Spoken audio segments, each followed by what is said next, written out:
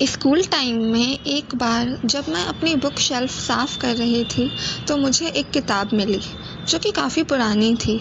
उस किताब पर न्यूज़पेपर का कवर चढ़ा हुआ था। वो न्यूज़पेपर साल 2000 का था। मैंने उसे पढ़ना शुरू कर दिया। उस न्यूज़पेपर में एक कहानी पढ़ने को मिली थी जिसका नाम था कदम्ब का फूल। वो एक बंगाली कहानी का हिंदी अनुवाद थी।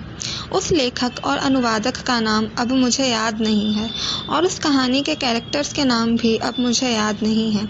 इसलिए मैं जब भी ये कहानी किसी को सुनाती हूँ तो कैरेक्टर्स के नाम अपने मन से रख देती हूँ। कहानी की शुरुआत होती है कमला नाम की लड़की से जिसने अभी अभी कॉलेज जाना स्टार्ट किया है। उसका कॉलेज कोएड है जहाँ लड़के लड़कियाँ दोनों पढ़ते हैं।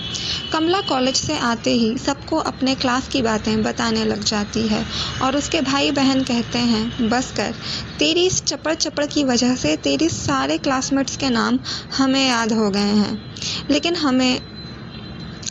लेकिन कमला की माँ उसे कभी नहीं टोकती थी और उसकी सारी बातें सुनती रहती थी।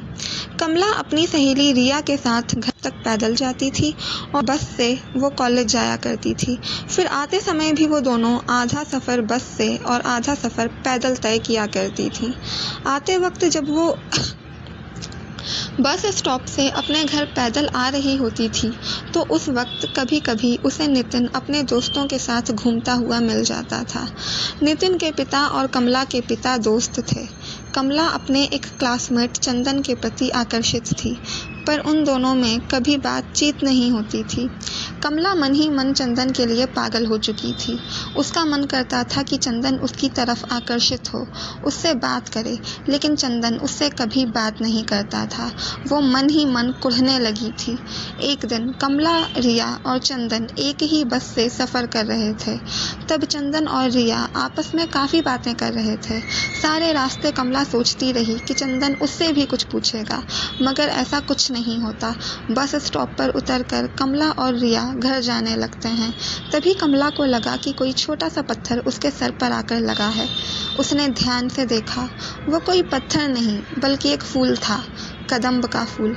उसने आसपास देखा। वो फूल नितिन ने उस पर फेंका था।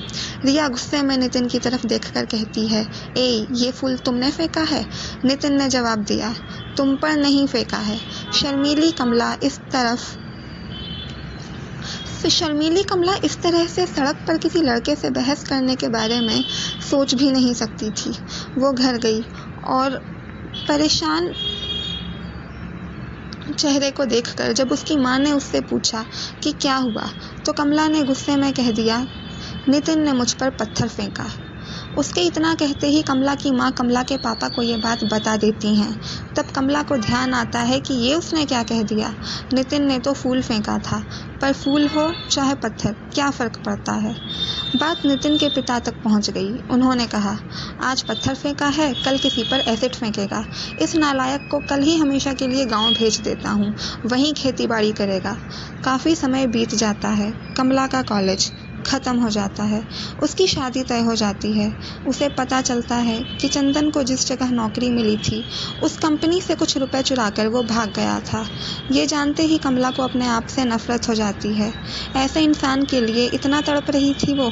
कमला की शादी एक टिकट कलेक्टर से तय हो जाती है।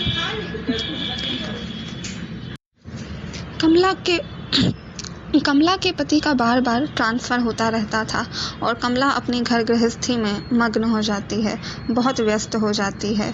कुछ समय बाद वो 2 बच्चों की माँ बन जाती है। उसे नितिन की कोई खबर नहीं थी।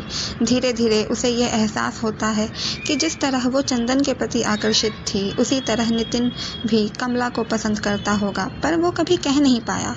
और इसी उधेड़-बुन में उसने कमला पर वो फूल फेंक दिया होगा कि शायद कमला नितिन के मन की बात को समझ जाए, पर उसने चंदन का गुस्सा नितिन पर उतार दिया था। एक दिन हल्की बारिश हो रही थी और कमला अपने घर से छतरी लेकर निकलती है।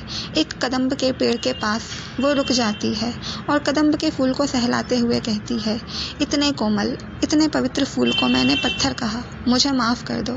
कहानी यहीं ख़त्म हो जाती है। इस कहानी में ये इम्पोर्टेंट है कि कमला फिज़िकल अट्रैक्शन को प्यार समझ बैठी थी। प्यार तो तभी संभव है जब हमारे मन में किसी के लिए सम्मान हो। अपनी ज़िंदगी में हम कई व्यक्तियों से पहली नज़र में आकर्षित हो जाते हैं, पर हमें ये समझना चाहिए कि वो एक अट्रैक्शन है जो कुछ समय बाद ख़त्म हो जाएगा। अपने आप को उस अट्रैक्शन के लिए सीरियस नहीं बना लेना चाहिए। ये कहानी मैंने 2009 में पढ़ी थी। मैंने इस कहानी को काफ़ी ढूंढने की कोशिश की, पर उसके बाद मुझे ये कहानी कहीं नहीं मिली। आपने अगर ये कहानी कहीं पहले पढ़ी हो तो कमेंट बॉक्स में ज़रूर बताइएगा।